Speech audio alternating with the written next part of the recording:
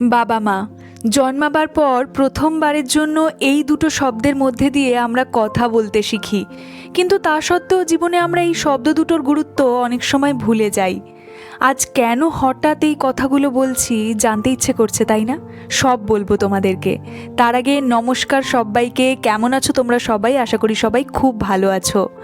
আজ অনেক দিন পর আমি মাকে সঙ্গে নিয়ে স্প্ল্যানেড যাচ্ছি। যদিও একটা বিশেষ জিনিস কেনার আছে, তবে সেই উদ্দেশ্যে মা মেয়েতে মিলে টুকটাক ঘোরাঘুরিও করব। আর এমনিতেও মা আগে কখনো নিউ মার্কেট যায়নি। জানো তো, আমার মাঝে মধ্যে মনে হয় আমার বাড়িটা যদি দমদমে হতো তাহলে খুব ভালো হতো। তাহলে টুক করে মেট্রোতে উঠে সহজেই কলকাতার যেখানে ইচ্ছে চলে যেতে পারতাম। আসলে আমার বাড়ি থেকে কলকাতার যে কোনো জায়গায় যেতে হলে অটো, ট্রেন, মেট্রো করতে করতে অর্ধেক সময় চলে যায়। অনেকটা সময় অপেক্ষা করার পর অবশেষে ট্রেন বাবাজির দেখা মিলেছে। দমদম নেমে মনটাই খারাপ হয়ে গেল। ও মা, দেখি টোকেন উঠিয়ে দিয়ে এখন টিকিট হিসেবে এই কাগজের স্ক্যানার দিচ্ছে। আমার মনে হয় সব জিনিসকে আধুনিকতার ছোঁয়া না দেয়াই ভালো। অনেক সময় দেখবে পুরনো জিনিসেই বেশি আনন্দ কিংবা ঐতিহ্য লুকিয়ে থাকে।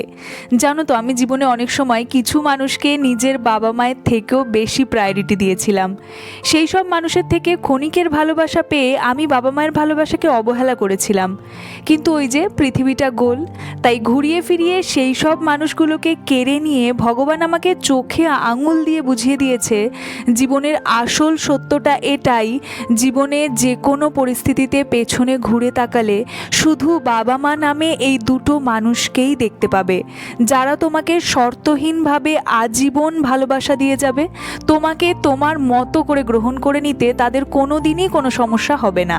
আর বাকি গোটা পৃথিবীর সাথে তোমার যাই সম্পর্ক গড়ে উঠবে সবটাই কিন্তু শর্ত সাপেক্ষ।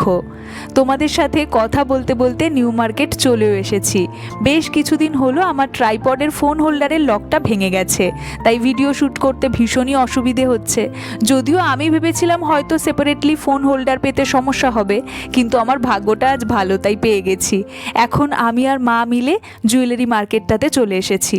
সবাই বলে যে নিউ মার্কেটে খুব রিজনেবল প্রাইসে জুয়েলারি পাওয়া যায়, তবে এটা কিন্তু আমার মনে হয় না।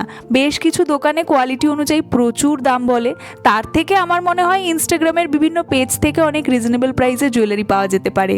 বেশ কিছু কুন্দনের জুয়েলারি আমার ভারী পছন্দ হয়েছে, কিন্তু যা দাম বললো আমি আর মা শুনেই একেবারে হতবাক হয়ে গেছি। এদিক ওদিক ঘুরতে ঘুরতে রেগুলার ওয়ারের জন্য মায়ের একটা গোল্ডেন চেন পছন্দ হলো। আজকাল রাস্তাঘাটে যা ছিনতাই হচ্ছে তাতে ইচ্ছে থাকলেও সোনার চেন পরা যাবে না। আমি আবার মাকে মজা করে বলছি, দেখো আবার চোর এটাকে সোনা না ভেবে চুরি না করতে আসে। তারপর আরও কিছুটা হেঁটে সামনের একটা দোকান থেকে মা হাতের একজোড়া বালা কিনলো।